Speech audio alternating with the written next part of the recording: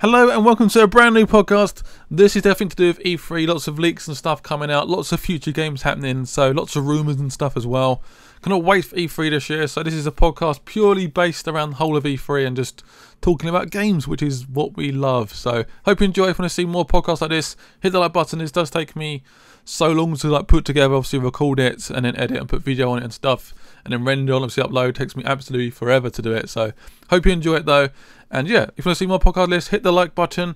Also, we're planning on putting this on to iTunes very soon, so hopefully next week, fingers crossed, because this one was obviously quite long, so I do understand watching on YouTube can be a little bit a bit of a pain, but yeah, hope you enjoy this podcast anyway, and hopefully be up on iTunes soon. And continue. Today is a really exciting show, I think, for both of us because we're talking about E3. A lot of leaks have already happened. There's some great new games that have been kind of unveiled, whether intentionally or unintentionally, and we're going to be covering all of them.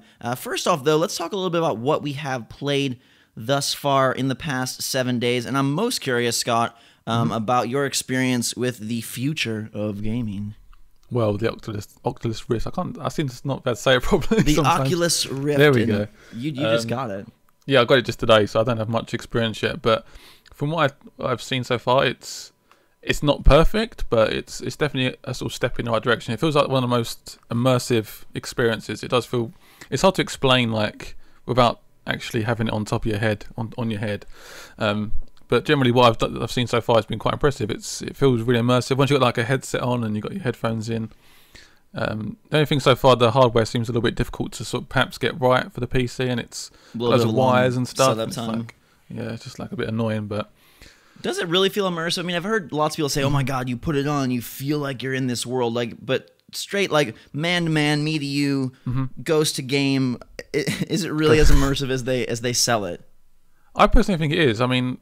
Well, perhaps not as much as they're saying, but when I'm getting in there, I was like, if I stand up, I get like, I was playing this roller coaster game, and it's you feel like you get like motion sickness almost. You're getting that sort of feeling where you're actually on a roller coaster and you get upside down. That's pretty cool. It does. Obviously, you don't have the wind in your hair and stuff, and it's not like it's not real, but it's just that next step, I think, in the way we sort of look at video games. I think it's still a very niche product still, though. In my opinion, I think it's not. Yeah, I don't know. I think it's going to be hard to integrate like regular controller games. I don't know how many demos you've played with it, but it seems like, if we're going to play let's just pick a complex controller game like NBA 2K or Madden, and perhaps those aren't the best choices for Oculus, but just in the sense that they require a lot of button presses, a lot of motions going on with your hands. I just feel like that immersion on your eyes is going to sort of take you away from your hands, and then mixing them both together. Have there been any demos that really do that, or is it mostly just visual experiences? Well, you got like Mirror's Edge you can run in, can't you, and stuff like that, and you got to use a controller for that. Okay, so that's true. I want to try that out at some point. But you got to like mod it and stuff, and I like it to be like direct support for through Steam, and perhaps Xbox One could try and hook up with it in some way, maybe in the future. Who knows? That'd be nice as well, to really make it more of a mass market item. I think the next one coming out is it's got two full HD screens on your eyes, which is going to be good, and it just seems like it's going to be stepping up every time. And yeah, it's weird to me like how much it's in the mainstream press. Facebook bought it. It's like a really major worldwide story, and you have Sony talking about Project Morpheus. We assume Microsoft has something VR related as well, and yet the device itself is still so alpha, I'd say. Like, if you look at it form factor wise, it's nowhere near like a mass market product yet. It's bulky, it's big, it almost looks like you're wearing like mining goggles or something. Like, it does look quite funny. And then looking at my video, it's terrible. The setup is a little bit complex and tweaking things. Like, it's just interesting to me that there is that gap between like where people kind of talk about it going and where it still currently is. It feels like it's still very early, and at least a couple 5 years away from getting to like, hey, this is just as viable as an Xbox or a PlayStation. I reckon it's going to be. I think it's going to be less than that. I think it's going to be 2 years max. Oh, do you? 2-3 years. Yeah, I think it's that far. Especially with this next one coming out, I think in July. I think that's really going to start stepping forward, and people are going to keep looking at it. I mean, I think it's always going to be quite big because it does have two massive screens inside the actual headset. They have to have that size. And it's probably going to have wires as well, which is a bit annoying. I like it to be wireless, but I don't think that's going to happen in the near future. Do you think for people like average Joe that walks into Best Buy, you know, there's kind of that whole deal of like people don't like wearing 3D glasses, and even those still you can see the world around you. Do you think this feeling of like being totally immersed, while in some ways it's very beneficial, it makes games seem more lifelike, at the same time it sort of can be creepy or almost take you out of your living body experience? Do you think that's going to be a negative for them or for the average non-hardcore gamer consumer? I think it's always going to be a positive. I mean, I keep bringing it back to almost like a sort of the 3D, where 3D sort of failed. I think this is the next step, and I think people are going to be just more immersed in this world where you just put a headset on and you feel like you're actually that character, which is, I don't know. So you think even though 3D failed, like this is a big enough step above that it has a chance to be successful? 3D failed because it was I don't know, more of a fad, wasn't it? I think this is more of a thing that's going to be good purely for gaming. It's going to focus on gaming. It could be other things as well, but I think it's purely based around the whole gaming sort of network. Yeah, I'm excited to see where they go. I will admit it makes me a little nervous, like donning the goggles and sitting in this like world, and you get lost and you come out and then you're like a zombie. But I know that's a little far-fetched, but we'll have to see where it goes. In terms of things that are here today and now, I've been playing a lot more of Child of Light, and we touched on that last week a little bit, but I really like it. I don't think it's for everyone, but I'm surprised by how much involvement there is within the combat. You've got this active time bar, and what I find really cool is the way that you can sort of orchestrate the battle to your own speed, your own pace. The enemies are going on this bar, you're going on this bar, and at the start of the battle, perhaps they're all attacking, and then you're all attacking. It's sort of this them, then me, them, then me. But by slowing guys down, by speeding yourself up, you're able to sort of rejigger the entire flow so that you might get 3 attacks in a row. And I've had some of these brilliant stretches where I'm fighting a boss and I'm constantly interrupting them over and over again and getting 5, 6 hits all just strung together. And like it's a brilliant feeling for a game that has such a childlike, it has child in the title, but a very childlike graphical style and storyline, to have like a really satisfying combat. I think it merges the two really well. I think you may be slightly further into the game than me, but so far I feel like it's almost a bit too easy in terms of like the combat and stuff. It is simple. I haven't died yet. I've been pressed, but I haven't died yet.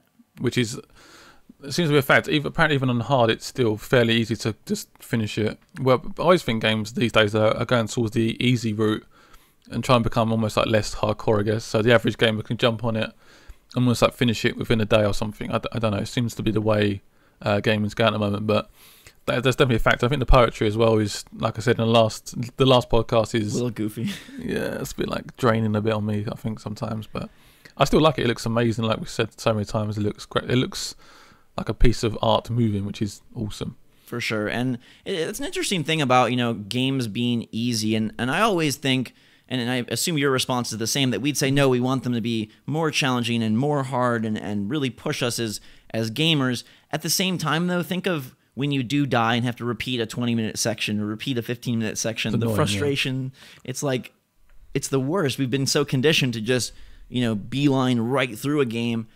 I fully understand why these companies don't put in more penalizing deaths or more challenging enemies, because you'd feel like this game is a complete jerk of a game compared to everything else on the market.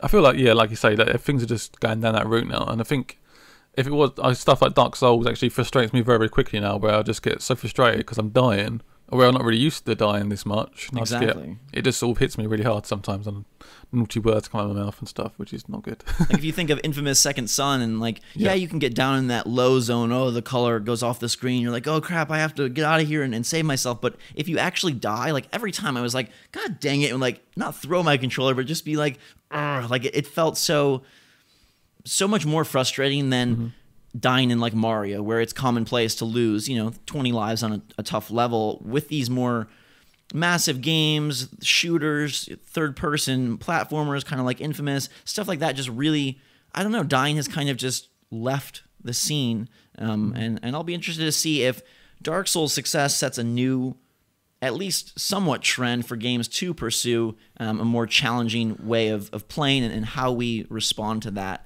I think Talking about Dark Souls though, we've been hearing rumors about this new PS4.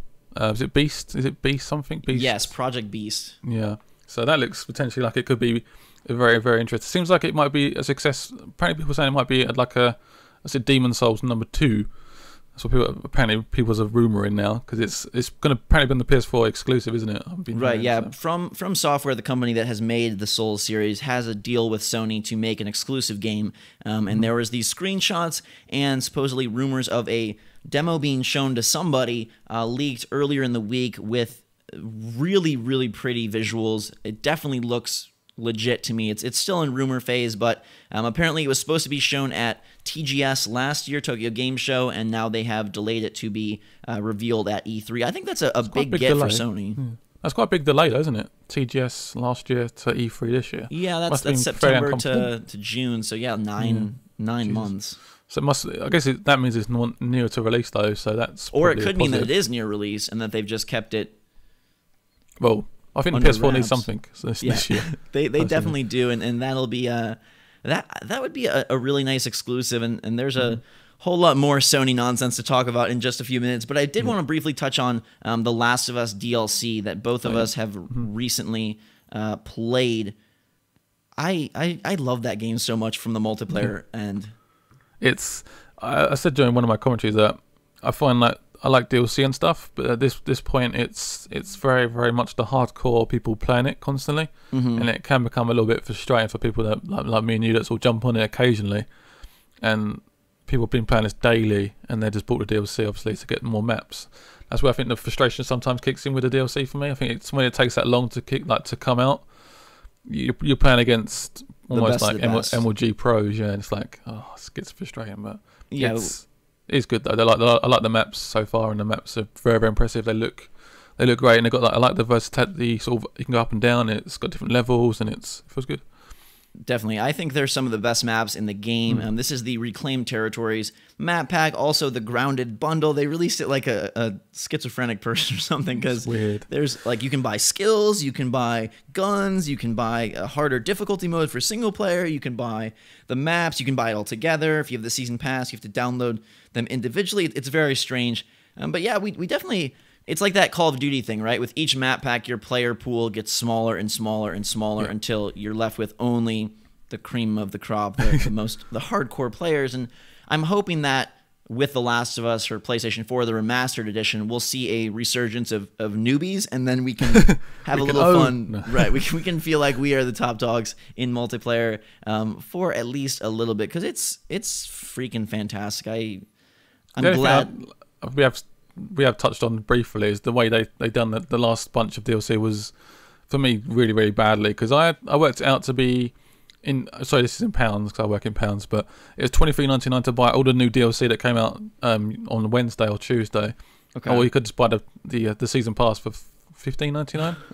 I'm like, that includes the previous crazy DLC with the maps and the Left Behind DLC as well. So I'm just like, so weirdly priced as well. The pricing stuff is strange, and it'll be interesting to see. I'm almost 100% positive that the remastered edition for PlayStation 4 is going to be full price, and I don't honestly think they're going to do anything to transition people over for PlayStation 3. It sounds like I heard another comment from Naughty Dog this morning saying that they really have invested a lot into these character models. They look as good as the cutscene models now from the PlayStation 3 version, and that they even were having trouble, or at least thoughts of, are we going to be able to fit all of this on one disc? So my thinking is it's going to be no... people were hoping for like, $10 upgrade price for PS3 owners, but I would venture to say they are going to market and push this as a brand new type of game thing. Speaking of brand new games, have you seen the Sunset Overdrive footage? Oh, you showed me just before we started, and that looks so good. It looks so good. It looks so good. It basically looks like an Xbox One Infamous, but it does. That's exactly what I was thinking. So funny that you say that, because that's like, this game is from Insomniac, the people who've done Ratchet & Clank, Resistance, Fuse, and basically they kind of wanted to make an Insomniac smoothie. It sounds like they put all their favorite parts of the different games together and have this. It just It looks really, really cool. I just like the colours in this as well. The colours, some games, it's getting a little bit better recently, but the games used to be so just like grey, brown.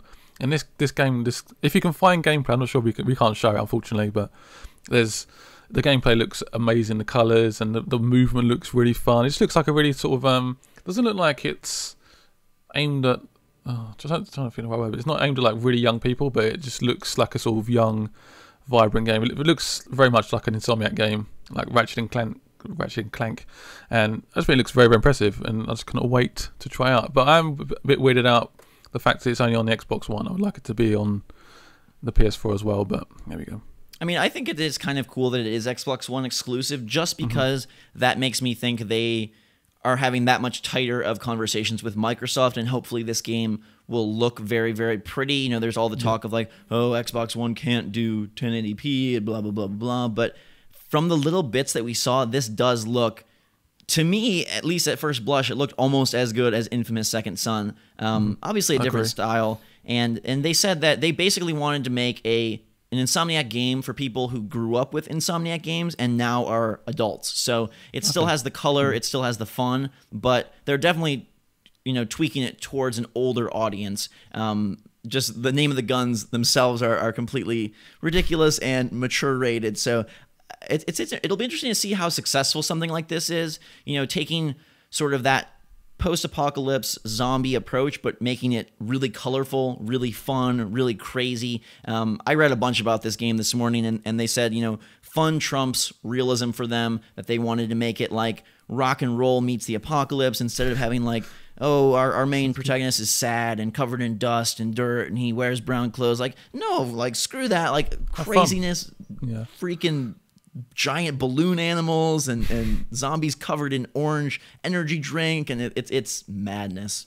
It just looks so colourful, which I like so much. You're just gonna am I right in hearing that it's gonna be like an open world game? So it's purely open world with all these colours, amazing stuff you can ride. It almost looks like a roller coaster you can go on and stuff. It just looks, the sort of motion and speed looks amazing as well, and it looks like you get like main missions, but you got like side stuff to do as well. So you go into the main missions, almost like a GTA sort of style thing. So you got like a main storyline, and you got side stuff to do as well. It's also lots of collectibles as well to collect, and it just sounds like it's going to be a lot of fun. It feels like a sort of I guess the weapons also remind me a little bit of what's the name now? Dead Rising. Sorry, there's so many Dead games, but Dead Rising. A little bit of that there. I mean, mechanically, they wanted to keep things moving very fast. So I think we forgot to even say what kind of game this is, but it's basically like Mirror's Edge / Jet Grind Radio meets Ratchet and Clank shooter-ish. It's not a hardcore shooter where you have to, very finely tuned aim. There's a little bit more lock-on, but they wanted to keep things very fast-paced. So you're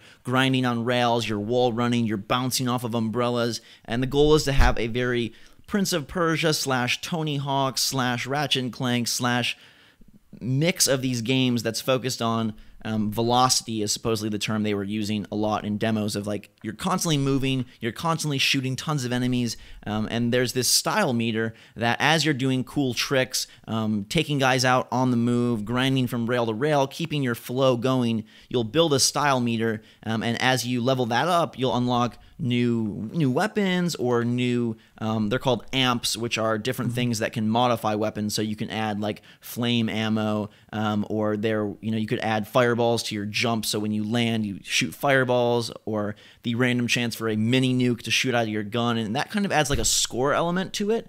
So is it like a multiplayer, like combo sort of thing? And it sounds like what people who played it loved the most was that it was very fresh. Like, there's not much like this right now. It is open world, it is shooter, but by adding that Mirror's Edge / Tony Hawk movement system in there, it creates kind of a brand new genre almost. And I think that that's a really exciting get for Xbox One, a system that needs something to say like, hey, come notice me, buy me. If there's a game that like, hey, Sunset Overdrive is not only really pretty and really cool, but it's new and you can only get it here, like, that's a great draw for people to want to check it out.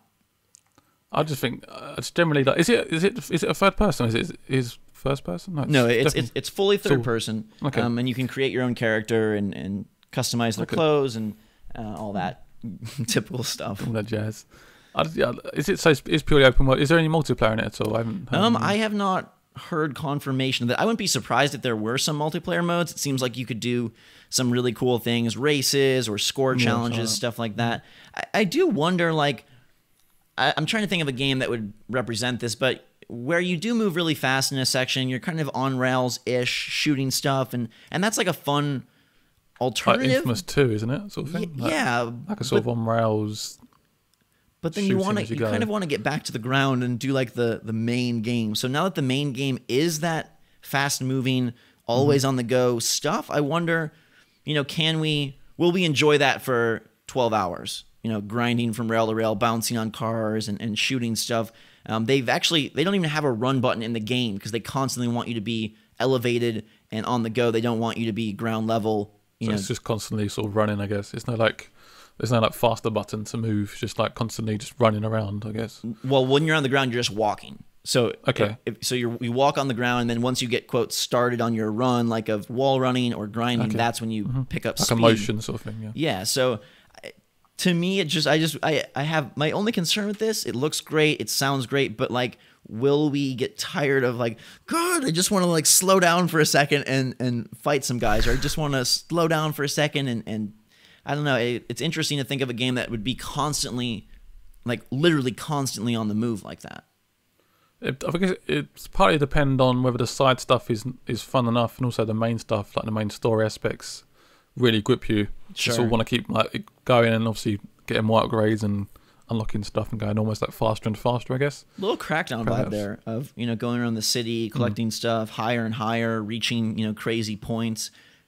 It's got a lot of different vibes from loads of different games, isn't it? Definitely got the sort of cartoony stuff, but it's got like open world about GTA, and it's got like a bit of Dead Rising with the weapons, and it's just like a massive mix of different games, which is awesome. Yeah, I definitely. It's got me gobsmacked, as you would say. Oh, God damn it. That's not how you'd use it. Okay, English lesson time. How do we use gobsmacked? Oh, God. You don't even I'm know. gobsmacked at Ghost Robo's amount of subs. I don't know. Isn't gobsmacked like very like surprised or very just, like... Yeah, just like you're shocked at that situation almost. I'm kind of shocked that this game looks so good. I mean, Fuse was a monumental letdown of a game. Yeah, we were talking briefly before this, like why it's exclusive, and it's we're guessing Xbox or Microsoft threw money at them, and the fact that the last couple of games haven't really sold that well. They needed it. Yeah. I mean, talking about a little bit about money and stuff. Did you hear about how much Destiny's costing? Yeah, 500 million or some massive number. Too much. And apparently, GTA 5, which is one of the most gross profit media ever, only cost 250 million, and so that's half the cost of that game, which is I don't know. They have to sell. I mean, it's 16 million copies to just break even. It's crazy. But they're saying, oh, well, it's a cycle of 10 years. So obviously they're thinking we're going to buy like microtransactions, DLC and stuff. It just, I don't know. It sounds like with that game that they're almost building a framework to then invent new games within. So like that once they create the baseline game. But it's got to sell well first of all, though. It's got to sell like a decent like 10 million, which is I think on name alone, Bungie, Activision, Destiny, I think that's going to sell a ton just on name alone. And it's interesting that they are taking it, it sounds like, at least in almost like a World of Warcraft direction, like, hey, we make the base Destiny game, and then over the next 10 years, we're going to release new games within Destiny utilizing the same framework. That's never really been done before, and maybe that's why the investment up front is so huge. Does that sound... They're also doing another game next year, which isn't even announced yet, and they spent a similar amount on that as well. So for Activision or for Bungie? No, Activision is doing another game, which we haven't heard about yet.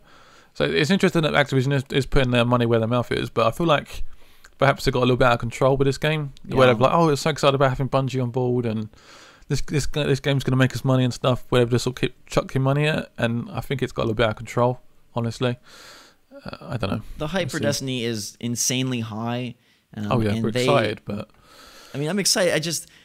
It feels like at this point, knowing that they've spent $500 million, that anything short of perfection will be a letdown. But, they'll have a huge presence at E3, and so we will get to see it for what it is finally, like a whole huge chunk of it. And the beta, did you say it's coming out soon? Oh yeah, it's coming out. They've basically said it's coming out in July. But obviously we're aware that the Sony people get it first. Right.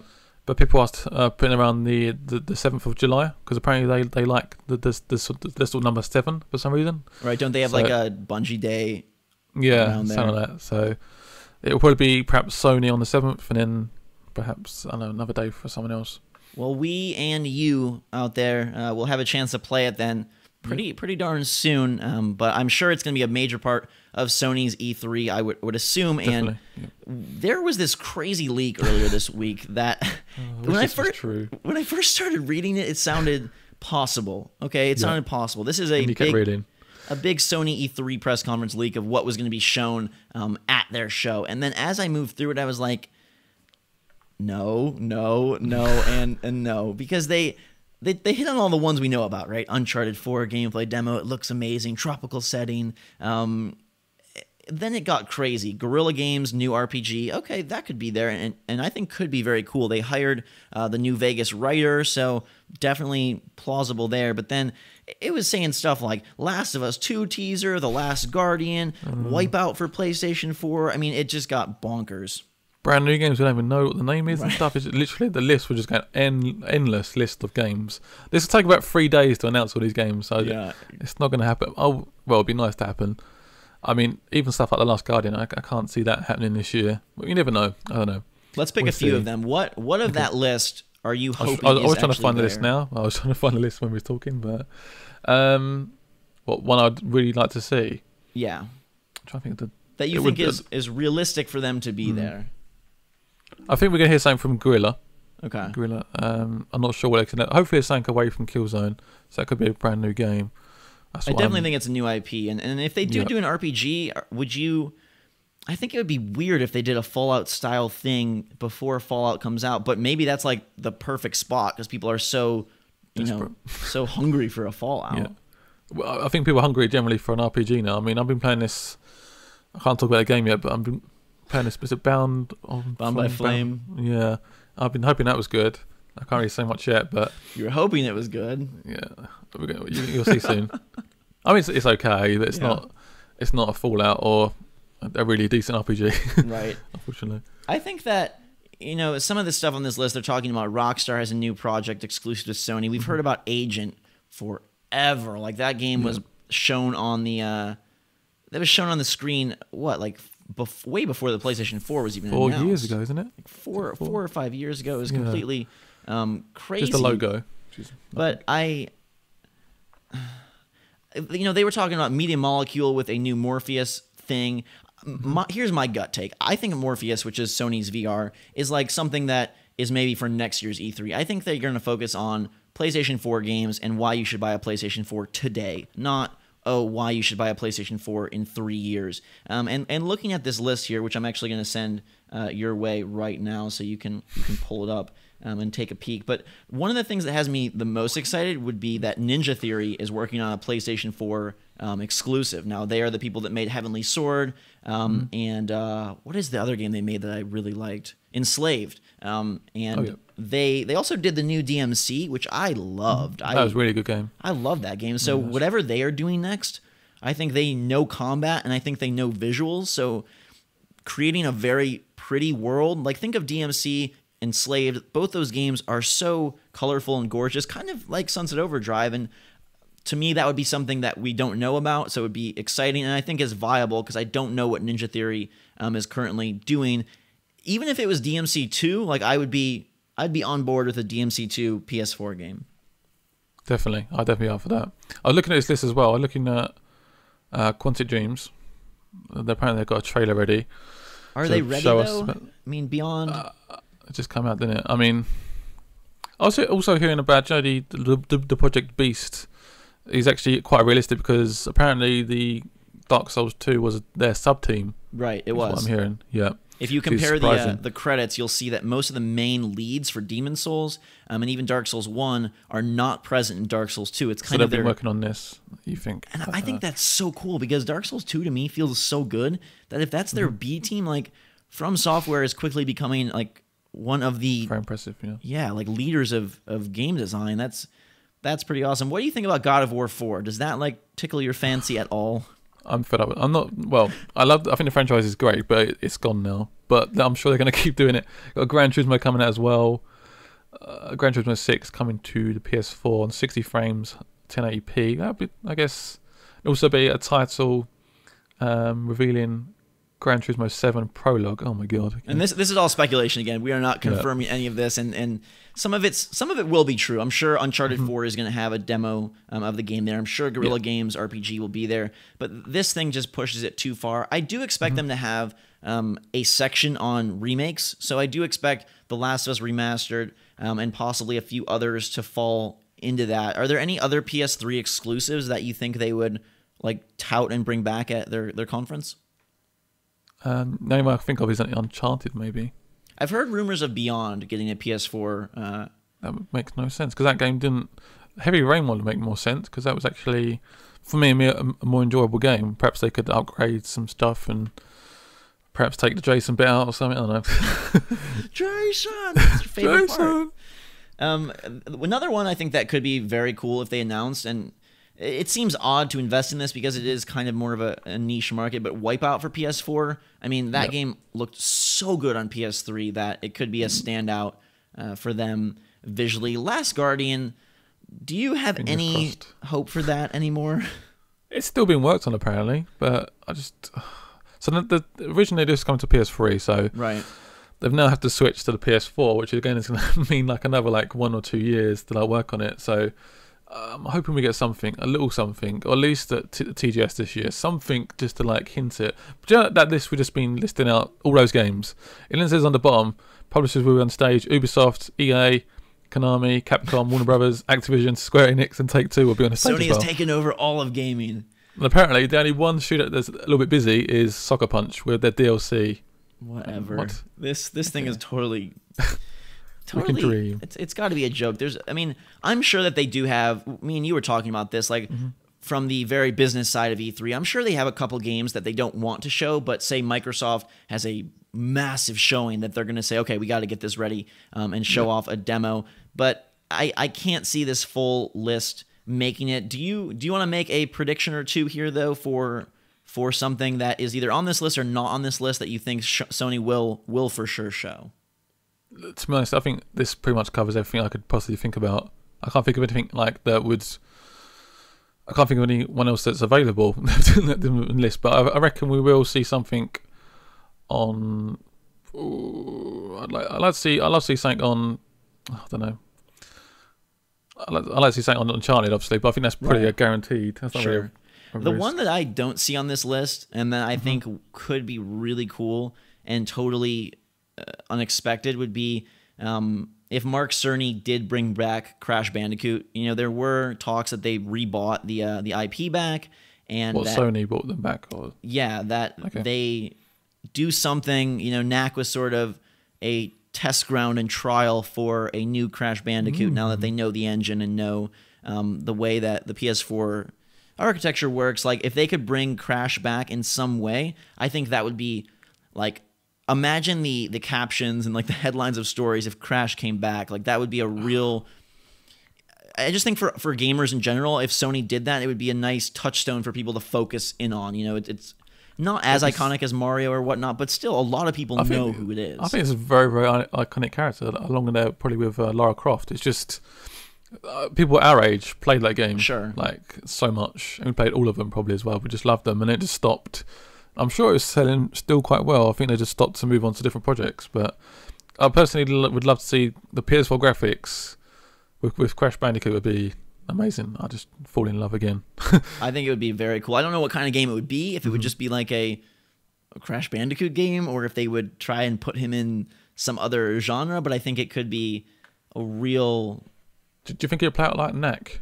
That sort of... I hope it's not, personally. I would have to say probably, as sad as that might be. I love Knack, to be honest with you. I think Knack is very underrated and way more challenging than it looks at first. So Knack is almost Crash Bandicoot without Crash Bandicoot. The way that he moves and the actions that he has do feel very similar. So something like that is probably the most plausible, actually. if it's good, if it looks good, I'll be very, very excited about that for sure. I think Sony needs to show off a lot, because the only game we know about is the one we didn't talk about, which is The Order, and I don't know if that says anything that we didn't even mention the thing, but The Order does not. Isn't it? It doesn't get me excited. Does it get you excited? It gets him more excited than you. I think it looks. It's all set in London, isn't it? Like an old. But what's the version grab? of London, which... Like, what is the? Like, if you're gonna say, okay, Sunset Overdrive is this fast-moving, colorful game. If we're gonna say God of War is this vicious, myths and legends brawler, like, what is the grab of The Order? Old guys in London? It just looks like the graphics. Like, it's a pretty game. Yeah, I mean that's. I don't know. It doesn't look like the most immersive gameplay. I just think it doesn't have a hook. Like, okay, Lara Croft, you've got this like beautiful girl, and she's like running through, and water's dripping down her chest, and like that's all sweet. I think you enjoyed it a bit too much. She was so pretty. That's all good. Uncharted, got this wisecracking Drake, and I just don't see the hook of The Order, especially because it's all new characters. I don't know how you sell that game, because I guess you can show the graphics, but as we've seen from YouTube compression, TV commercials, nothing looks as good as it does in person. So The Order seems like such a strange investment of resources if they end up pushing that hardcore. I don't know. I'm very, very interested to see if The Order is like a pinnacle point of their show, like that is the culmination of the show, The Order, here's our huge game, or if it's sort of like The Order, like we have The Order, but there's all this other stuff. And I could see it going either way. I think it's gonna be more of like here's The Order, here's like some people playing it, and then they go off. It's not gonna be like a massive like, oh my god. It's gonna be like just like here's the gameplay, looks amazing, enjoy it. It will come out this year. Here's Uncharted. Yeah, that's my thinking, is that The Order gets a little bit, and that means that they have to have something else, because they need a big game for October, November, maybe December. And if The Order slots in probably earlier in October, then what is their huge game? We've asked it many times, but I'm going to ask you again. Uncharted 4, any chance of coming out this year? Zero chance. Okay, it's rumored to come out in this particular bit of dialogue here is summer 2015, so next year. So I think that's fairly accurate. I think so too. I just can't see what else they're going to put releasing this fall. I do think that Project Beast has a chance. If Project Beast was honestly ready to be shown in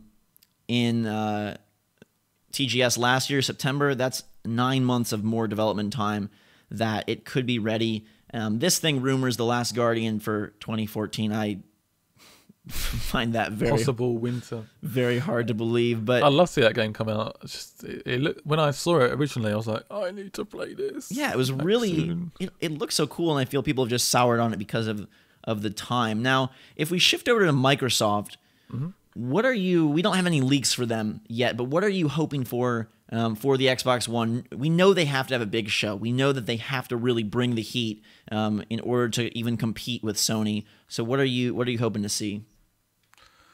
I'm just looking for them to just push these new games. I keep forgetting that game now that's coming out. The one that's done by Alan Wake guys. Quantum Break. Yeah, I keep thinking of Quantic Dreams. Right.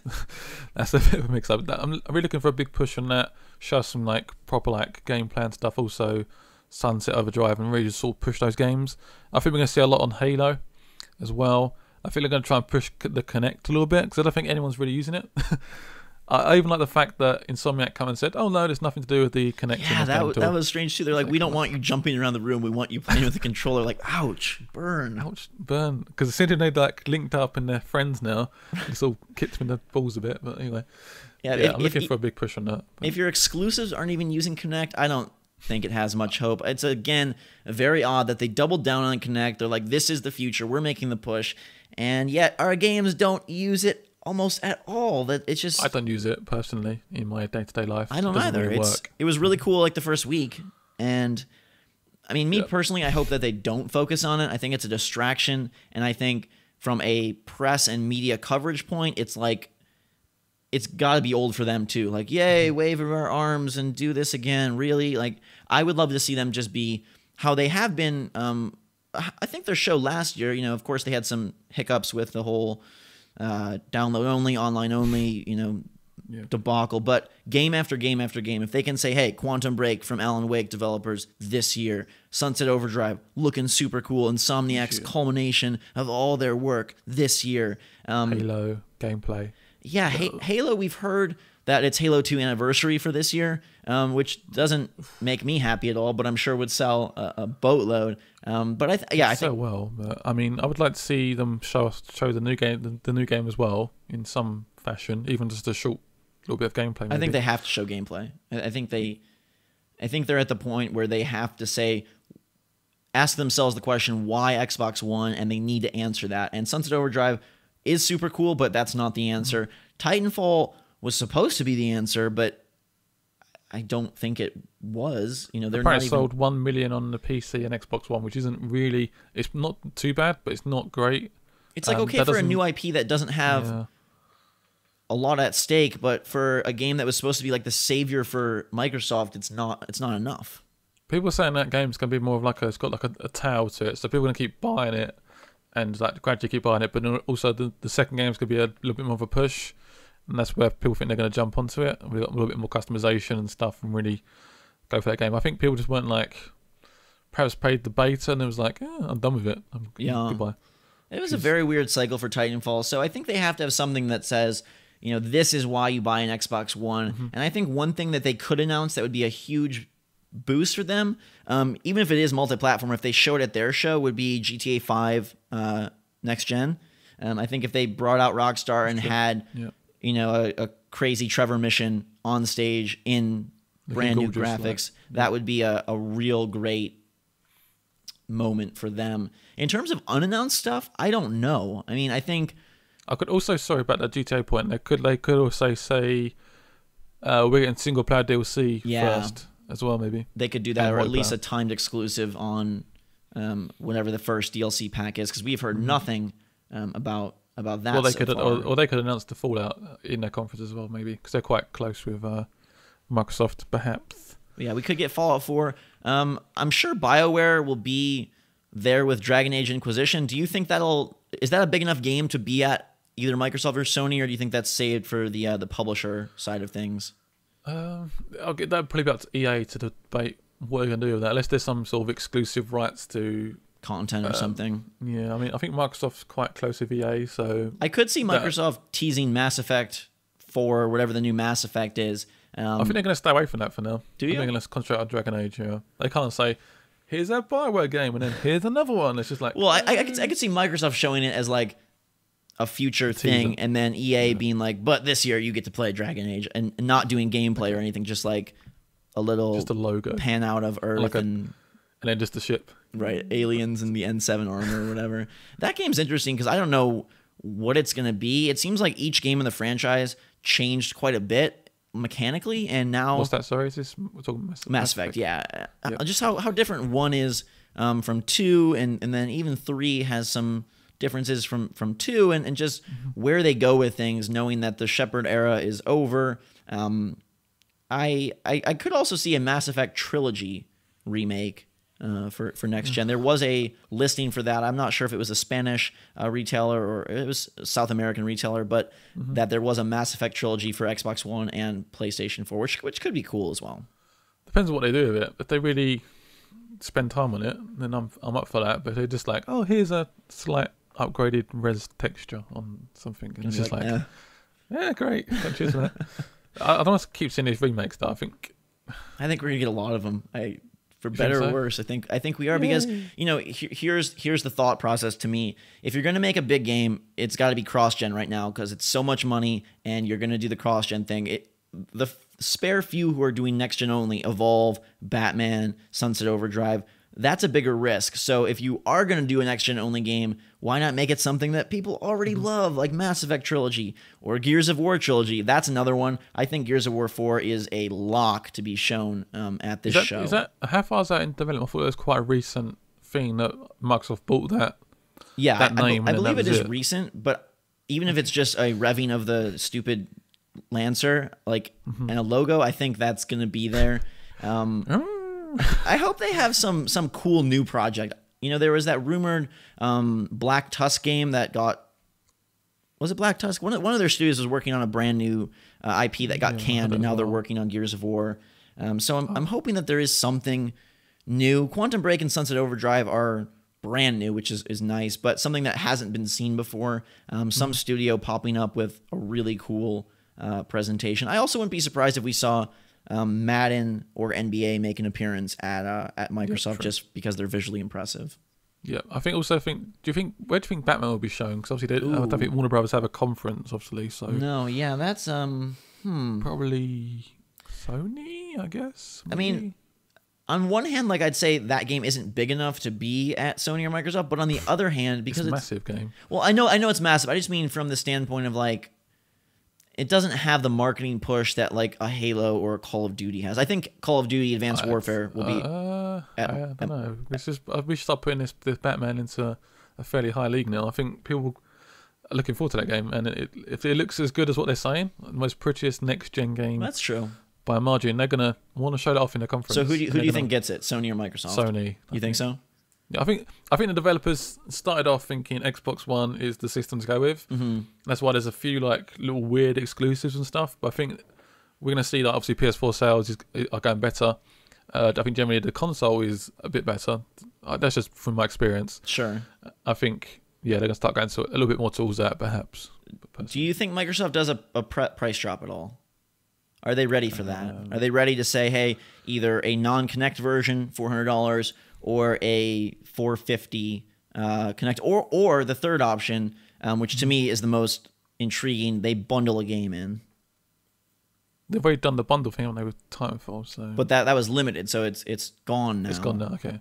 I would reckon, I keep hearing this same rumour over and over again, so I think if they do a Kinect without a Kinect and just take off like $50. I've heard rumors also of a Sunset Overdrive bundle. And to me, I don't think that they're going to take out Kinect, because I think that would be fully admitting failure less than 12 months after the system's out. So if they're going to take out Kinect, I think it would be next year, like 2015, because in terms of who they're trying to wrap in, not only from consumers, but also developers and like movie companies, TV studios, stuff like that, I think they still need to really drive Kinect. So I can't see them taking it out. I think they are very likely, though, to make a move, whether it's a bundle or a $50 knockoff. I think they're at a point where that would probably be a good idea. And just to finish my thought from earlier, I think Call of Duty definitely makes a gameplay demo at Microsoft. Definitely Microsoft. Unfortunately, they've still gone with Microsoft with the exclusive DLC and stuff early, so that makes perfect sense, doesn't it? Yeah, which is interesting. Like, if Rockstar sides with Microsoft here, if Call of Duty sides with Microsoft here, it's all money though, isn't it? They're just throwing money. Oh, it totally is all money. But just if they have that money, that's a great sign for them going forward. That even if the system isn't selling as well, even if the games aren't scoring as high, they are going to be aggressively pushing it. It's not going to be a Wii U situation where all of a sudden Xbox One is floundering at the bottom of the ocean. I mean, Xbox One's still doing very well, isn't it? Just I think we're comparing it to the PS4, which is doing totally super well. If Xbox One came out by itself, I think it would be a resounding success. Well, even with the sales it's got now. That's what I mean. Just like if there was no PS4 this year, people would be like, "Wow, Xbox One is selling so many for such an expensive, new piece of hardware." I mean, for me, still the Xbox One has better games, but I prefer the console PS4. So. I mean, I think I put it in this year. I'm still going to be with the Xbox One with the better games as well. I think so too. I think if I had to put my money on one console with a more impressive game showing, I think it's going to be Xbox One. Sony, they go second, so they could come through. They could. They have a chance to do that. Now, Nintendo, your favorite console, Scott. I'm going to be positive because everyone keeps getting angry with me. Yeah, let's talk about that for a second. I think that I'm one of the biggest Nintendo fans there are. You can attest to this for me. That I can. I just want to say that both of us have all three consoles. We just want to play good games. We don't care what freaking console it is on. Exactly. I don't care what console it's on. I'm just going to play a good game. So. And even though I know the Wii U isn't the greatest console, I love my Wii U, and I'm constantly poking Scott to go play his and buy new games. And I even bought him a Wii U game for Christmas last year at efforts to get him to dust off his dang system. So although I don't think they make the smartest business choices, I love that box and I love the games that have come out for it. And I'm so excited. Like, you will see me bringing you footage of Super Smash Brothers for Wii U as one of the first things I do at E3. Okay, yeah, definitely. So we will. Exciting. I will prove my Nintendo loyalty right off the bat. But Nintendo at E3, they are not doing a press conference. They're doing a direct to the fans. We don't need to get into that at all. We've already touched on that. But what do they need to do? If you're Reggie, if you're Iwata, what are you going to do to at least maybe not win the E3 because that's going to be super hard, but at least say, hey, we're viable again. We have a system that people should buy. Yeah, I'm afraid they can't win it, but from a guy that doesn't know much about Nintendo, I just want to see like a really, really exciting new Mario title. I see some more stuff on Zelda, and perhaps just try and push the online a bit more as well. Apparently, there's been a couple of updates since I last turned my console. Apparently, you got like first fast boot up now and stuff as well, which you can do. So I just want to see more development in that sort of direction, or even they're going to do. I think they're going to do the next console next year. So I think it's got to just try and push the games and just try and sell me the console again, I guess. It's interesting to me that you said Mario and Zelda, because I feel like Nintendo's in a catch-22 that on one hand people are like, all they make is Mario and Zelda. Oh, no, I want to see something new, but that's what's going to happen. I'm just being like realistic. Okay. Because I was going to say, some people are like, oh, all they do is Mario and Zelda, but on the other hand, people want to see the new Mario and the new Zelda and are hopeful that can save the system. So everybody wants too much from all these systems personally. But the one thing I think will define their conference, and they talked about it in an investor call this week, is their version of Skylanders, their version of Disney Infinity, their NFC toys, which are the near frequency communication toys that they put on their little portal, or in the Wii U case, probably straight on the Wii U screen. Now they have talked about this. I believe this might be the first time in concrete details in this call, and they're calling it the Nintendo Figurine Platform, the NFP, and it's going to be for both Wii U and 3DS. Now, they didn't give any details on a specific game, but they did show this little cute diagram that has a Mario figure in the center and then shows him being zoomed into 3 different TVs with Game A, Game B, and Game C. So the idea would be that these figures and this Nintendo Figurine Platform would be applicable to many of their games, not just like, oh, Skylanders, put the Skylanders on, but that these figures somehow would factor into a bunch of games, which I think is incredibly interesting. I have nothing to say on this. I don't really know, like, I'm not that keen on these sort of figure things, and I think Nintendo don't really need to go down this route, personally. But it's so massive. Skylanders and Disney make so much money. Okay, well, doesn't mean the things that factory makes money doesn't mean it's good though. I don't want to do it. Here's my take on it. So there's 3 routes they can go. One, they can make a game that's dedicated to this. So some sort of Nintendo World type game where you have Mario and Zelda like all interacting. To me, that's massive. If you had Pikachu and Mario in the same game, like boom, like that's the megaton of E3. Yeah. That's one route, which I think would be really cool. The other route is there's been trademarks registered for a Pokemon fighting game. So if you have a Wii U Pokemon fighting game that looks pretty, the Pokemon are all there in full HD, maybe that's not the most exciting to us, but boy, is that a big seller at Toys R Us at Christmas time. You know, you buy all the Pokemon figures. They could even do a sneakier thing than Skylanders has done, which is booster packs, where you get like a random Pokemon. I mean, that's money. Money. And then the third option is sort of the more intriguing but also potentially weird model, which kind of is what I think they're talking about, where they're talking about it's designed to be compatible with multiple software titles for Nintendo platforms. In other words, the figurines which consumers can buy and collect are going to work with multiple software titles to be released in the future, and we are aiming to develop even more software titles compatible. That's a quote from Iwata. Okay.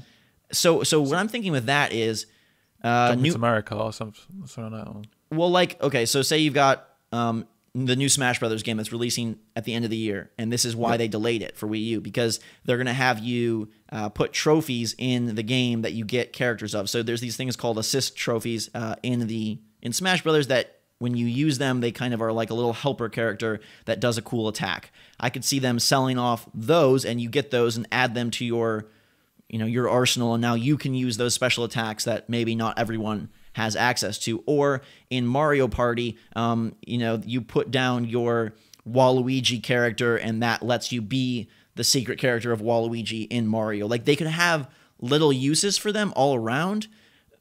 The thing that's weird about that, though, is it's not very focused. Like, it's just a gimmick then. You know what I mean? It's not like a game centered around it. It's more silly. It's more like the heartbeat sensor over again, I think. God. I don't think it's that bad. No, I don't know. Personally, I think this is... I don't know.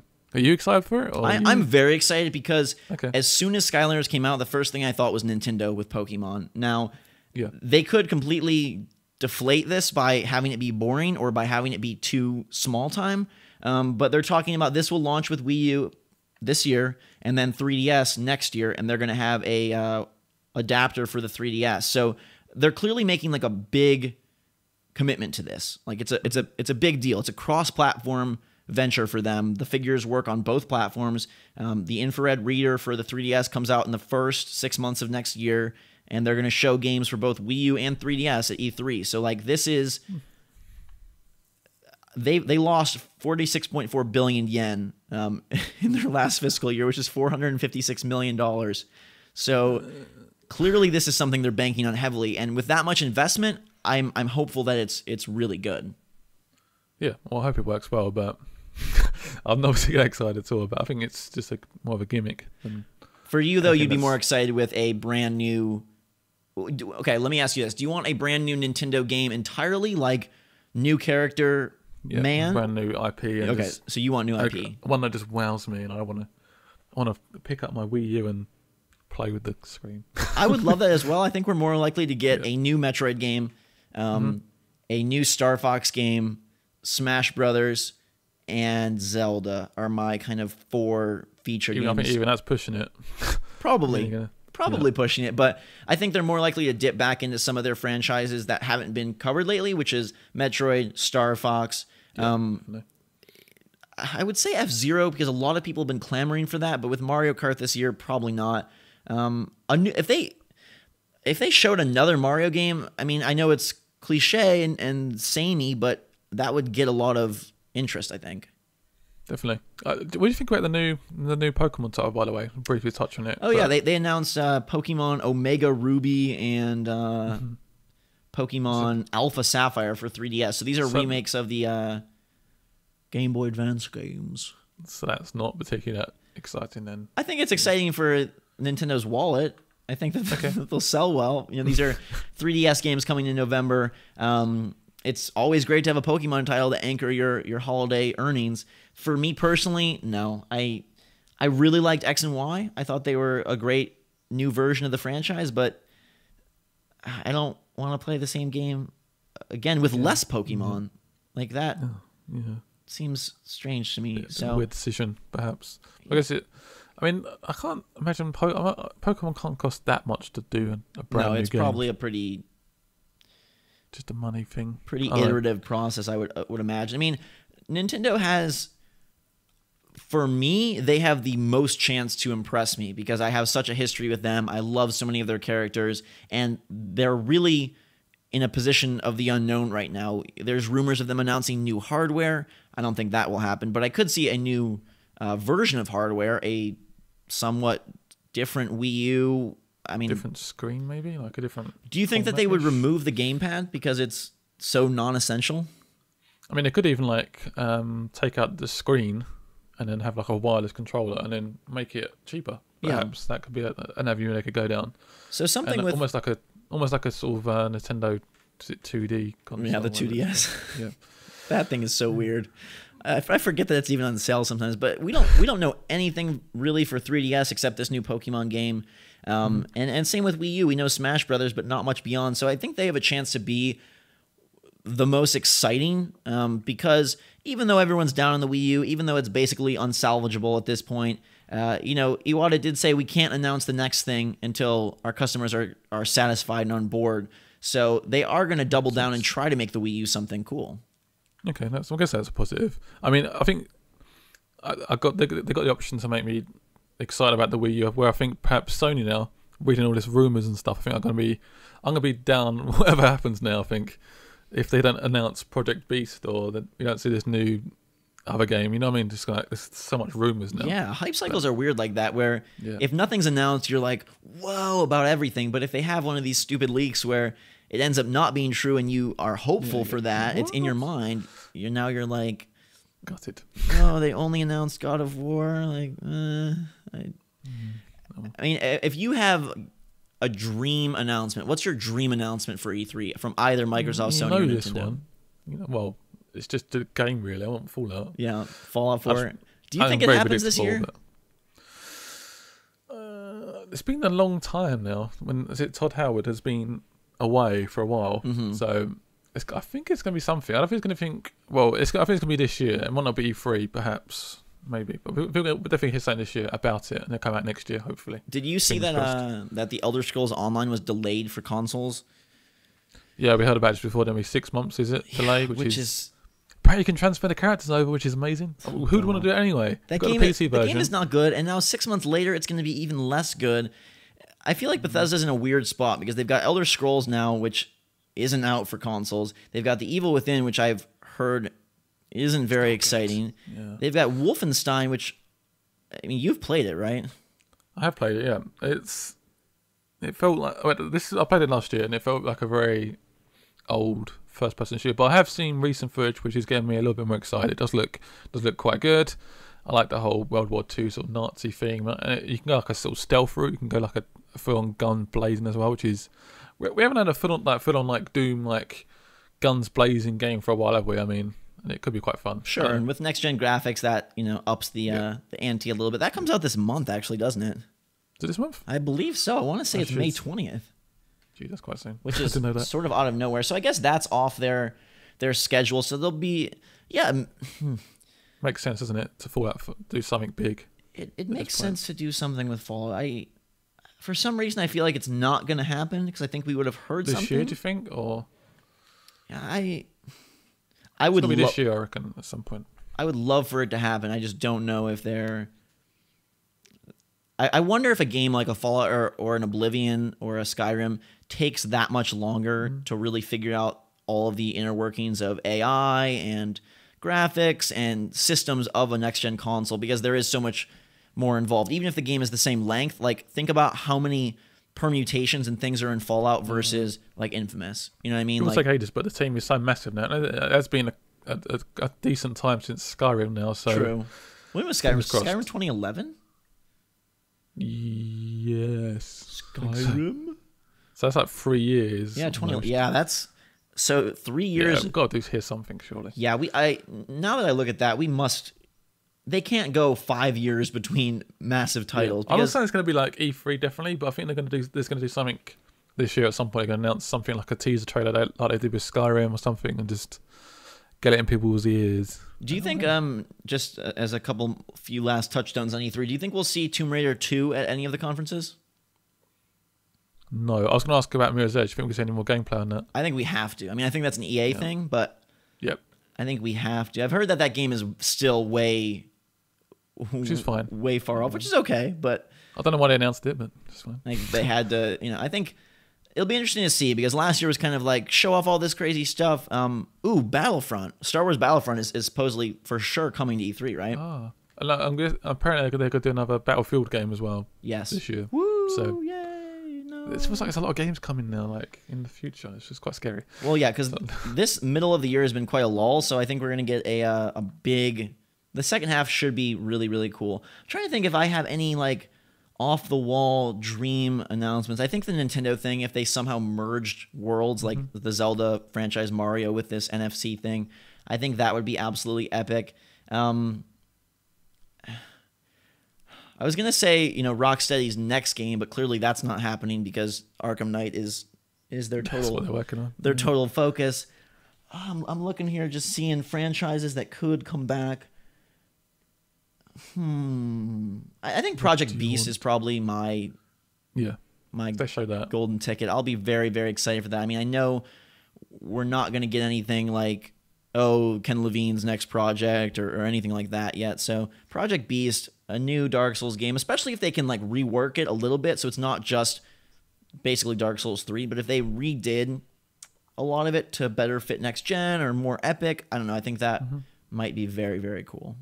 We should jump onto questions now. We have letters today. We have letters. Lots of letters. They came in the mail, snail mail. Wow. Who needs email when you've got letters like this? No, you guys can send in your questions, comments, concerns, advice, whatever you want to send in to ghostrobo@gmail.com. Make the subject line podcast, and you just may... In capital letters. In capital letters. Capital with exclamation marks. Capital with an A, Scott. What? Oh, sorry. Here in America, we spell capital letters with an A, but capital building with an O. Unlike we used to spell capital just with an A, I think. You dirty Sounds pretty correct me now. English. What? Dirty English. Our first question comes in from 3 people. This is from Grant and also Buiaja. Here's my request. If you send in a letter, write your name and where you're from. That would be beautiful. So we've got Grant, Buiaja, and Corey, who all ask, tell us the story of how GameRiot and Ghost Robo met. What, do you want to start? I'm gonna let you roll with this one. Okay. Well, so before I started YouTube, I used to watch this guy called Ghost Robo quite a bit, and one of the reasons I probably started YouTube. And as I was slowly growing, there'd be problems with like people's channels and people like posting early and stuff, and we'd just like chat over Twitter a lot. And then we started, and I just got fed up with tweeting like so much. I said, "Have you got Skype?" Yeah. And then we chatted on Skype, and then we pretty much chat on Skype every day now, don't we? So it's been really cool. Like I don't have a lot of friends, let's be honest with this. So it's very fun for me to meet people through YouTube and have that interaction. And I think like one of the things that we kind of clicked on right away was that both of us, like, not only do we do the YouTube thing, but we're so passionate about games, you know, even in our own everyday lives. And there's not a lot of people that play everything, know everything, watch everything, follow everything. And that's something that both of us, you know, really have in common. I mean, everything that I'd say is probably my Nintendo knowledge is pretty scrappy, but I'm going to improve it with time, I think, hopefully. Yes, did you hear that? He's going to play more Wii U. Woo! I'm holding you to it. And you guys should I'll wait as for the well. next console. Our next question comes from Nacho. Nacho from the movie he theater. He must like nachos. He asks a Nintendo question and says, do you think Nintendo will ever have its own shooter game? Just imagine how cool it would be watching Mario with a super ultra mega shell gun fighting with the Koopas. Goodbye. Goodbye. I think we've talked about this, that like Plants vs. Zombies has sort of made it alluring to have a Nintendo shooter where like a paintball game or something could be really fun. Do I think they'll do it? No. But was that Red Steel game? Was that Red Steel was guns and swords, but it was not Nintendo characters, so it was okay, yeah. It was a Nintendo game, I guess. Yeah, I mean I think placing Nintendo characters in the line of fire is probably something Nintendo won't do, even if it was not dying or bleeding. I think just like fainted. Yeah, but I still think it doesn't seem to be their style. I would love it, but yeah, they're very traditional, aren't they? The way they'd see like some of their main characters, they don't want the characters to die. Otherwise, they think the hardcore fans will actually think those characters are dead. Right, that's what they think. Start kids. A lot of good viral videos of kids crying, Yoshi, no. Oh really? No, I'm saying it would be hilarious if it was. Our next question comes from Kyle from Colorado, who followed the format perfectly. He says, do you think that split-screen co-op is a thing of the past? I'm hoping for split-screen in Destiny. What do you guys think about the future of couch co-op and couch multiplayer games? I'm afraid couch gameplay is going away. Yeah, completely. just sad. Unfortunately, because it's very sad. Because I used to like playing with friends, family, next to them on the couch, and you can't. I guess Skype is okay, but it's not the same experience for me. Like having that sort of sleepover where you play with your friends and stuff. But basically, what happens if you didn't know it? Split screen means they've got to process 2 images, right? Which basically means the graphics get downgraded. So either have one screen and have the graphics look amazing, or have 2.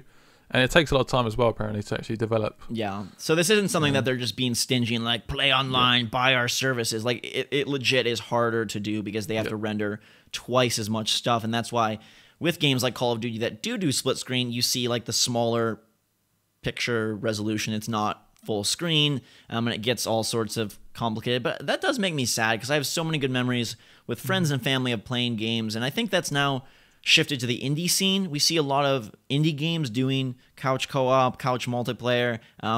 Probably 1, because they're more nostalgic like us, and 2, it's easier to do with little pixely characters or Well, normally it's one screen, isn't it? Though it's just like one character's on the screen and then the other one's on the same screen. Yeah, so it's more arcade style games than so it's more easier than true double rendering. But yeah, it's something that I do miss. I think we definitely miss it. We both miss that. It's gone though. Alina asks us, or Elena, if you could have any video game made into a movie right now, what game would it be? And she throws out The Last of Us or The Last of Us. For some reason, I thought there was two, but it's The Last of Us. The Last of Us. Yeah. You go first. I'm thinking. I think a Bioshock movie could be really engaging, and I don't think that they would have to follow the storyline exactly, but I just think that world, I almost picture it like a Leonardo DiCaprio style movie, Shutter Island, Inception, where this guy doesn't know what's going on. He's down in this, very creepy world. There's all this intrigue and mystery and big musical moments, and not musical as in singing, but like dun dun dun, and then he finds out Andrew Ryan's controlling him. I think that would be, we've seen movies like that, and I think it would work really well on screen. Yeah, that sort of steampunk as well look really awesome Yeah. in a movie. For me, I used to be, it's quite a long time ago now, but there used to be like a rumours about Halo film, and for some reason it used to get me excited. I don't know why. And then we saw the I think they'd done like a program, was it with our network? I can't remember now.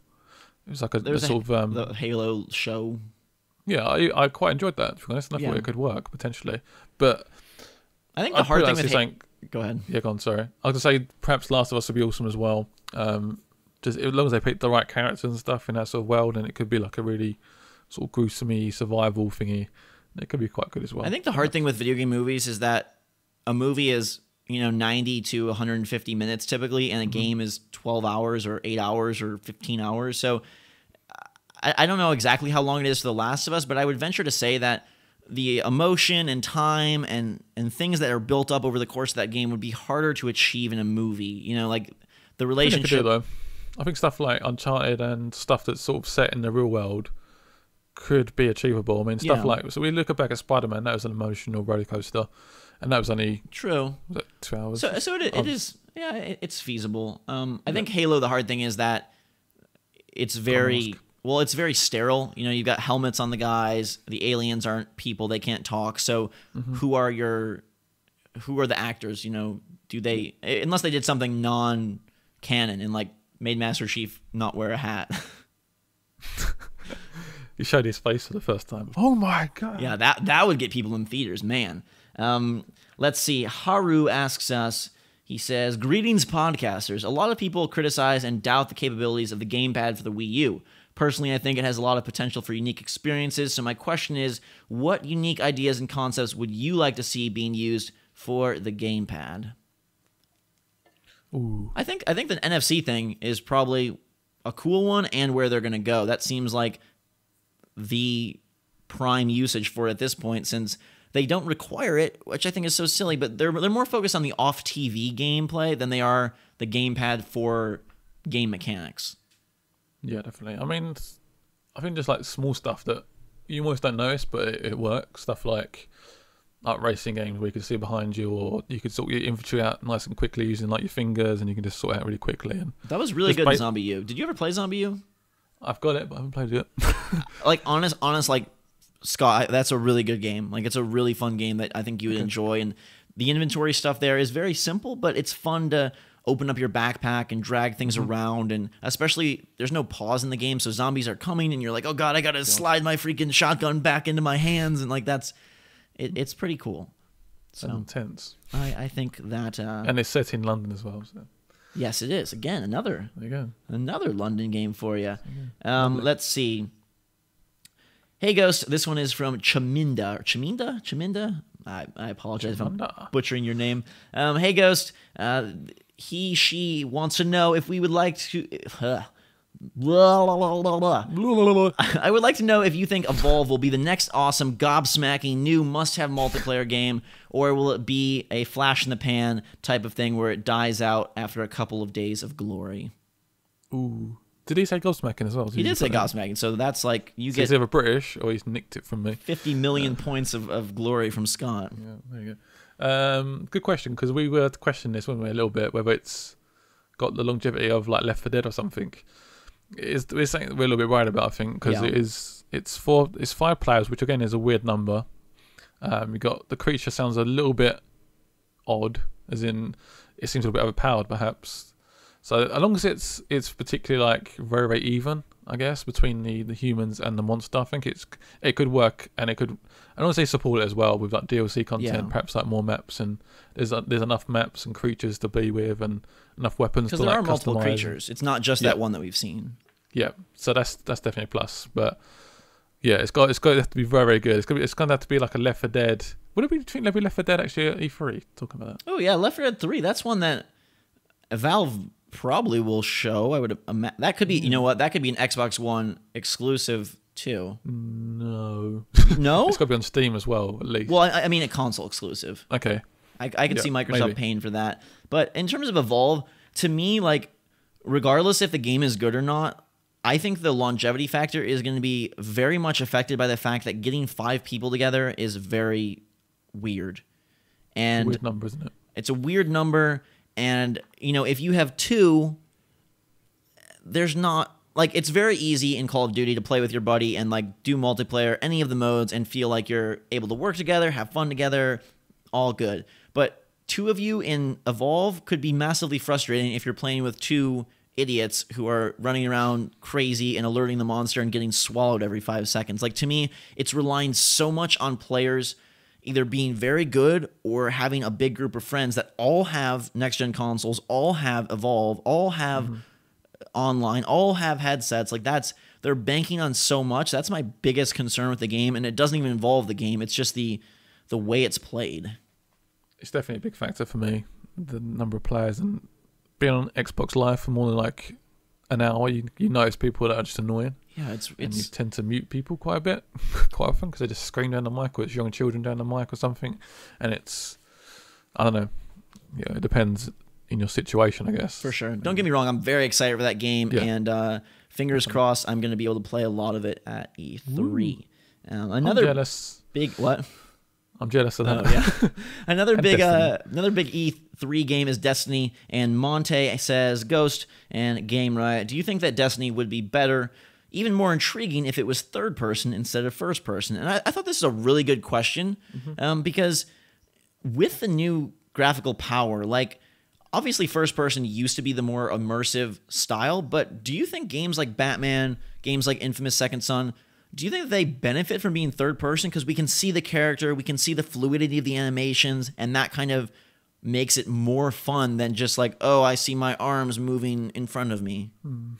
I mean, it's a tricky question, because I think depending on the game and the sort of genre of the game, I think Infamous works because it's that sort of open world environment. I think Sunset Overdrive works like that as well, because you're sort of in that environment, aren't you? But I feel like, obviously being a shooter, you feel like you're the guy behind the mask almost. But also, just to touch on briefly, it does sometimes go into third person when you do like the specials and stuff. So you do get to see your character and like your loadout, your sort of customization as well. So that's something they've sort of done a bit of both. Yeah, but it's a shooter, so I think it does work better. I mean, as a first person shooter. Traditionally, shooters are better in first person, but I'm gonna be the oddball here and say I think it would be better if it was third person, because to me the coolest moments of those trailers, of those gameplay, are when you do pull out and see your character doing some epic magic, futuristic spell-based attack.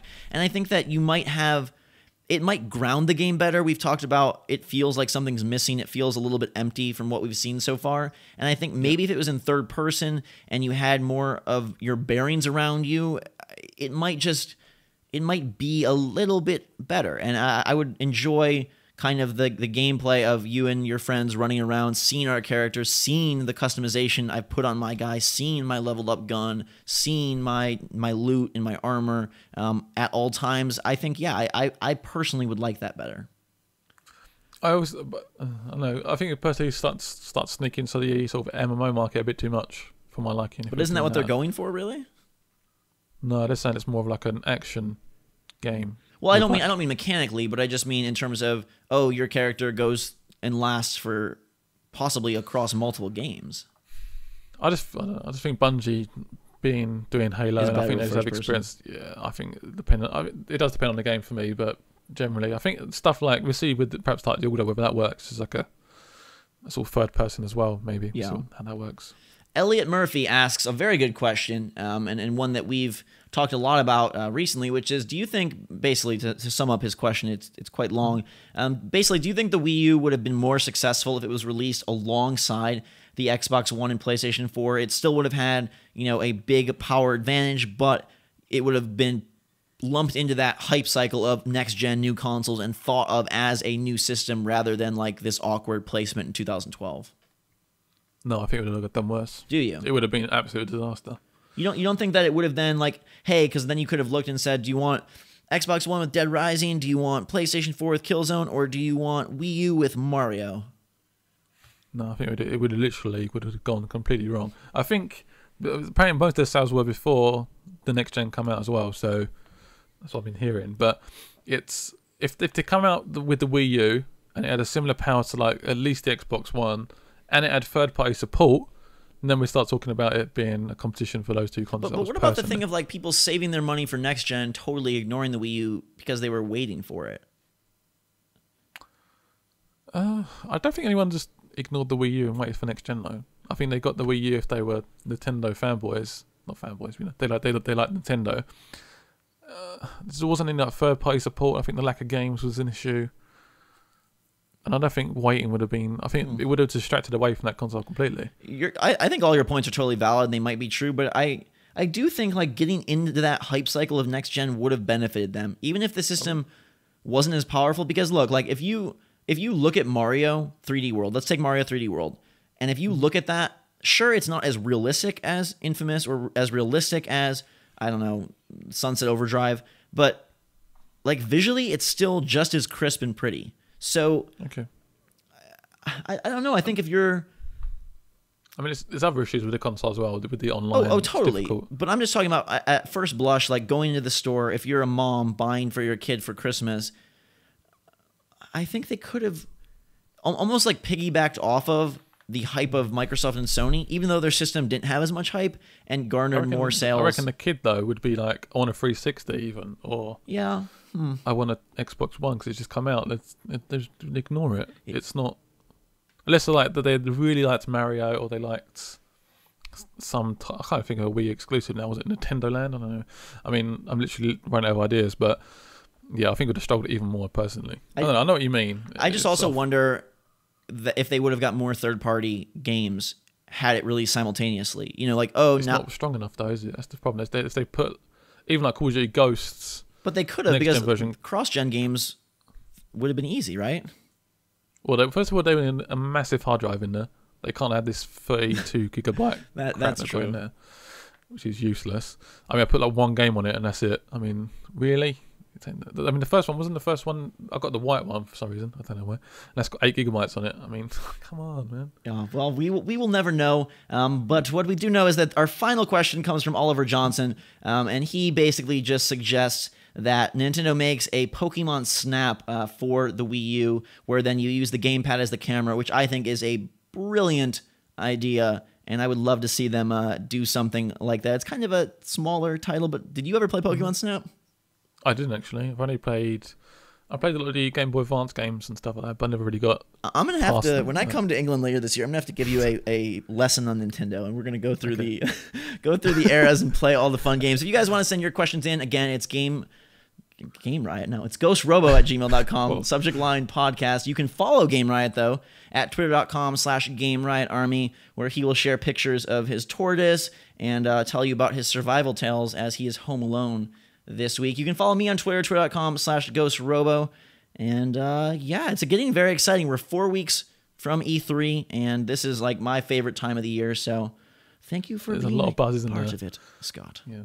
No problem. It's a lot of fun, this one. There's a lot of stuff to discuss. Sorry if it went a bit too long. I love it when it's long. Thank you for watching all the way to the end of the podcast. Just a massively long discussion about everything to do with E3, gaming and what we're playing and stuff. And I'm enjoying this podcast so much. It's actually becoming one of my highlights of the week. So I really hope they continue to do well on YouTube and stuff. And obviously go and check out Ghost Robo, link in the description. Check out our Twitters, at Ghost Robo, and obviously at GameRiot Army. I do appreciate all the support. And I will see you soon for the next one. Bye-bye.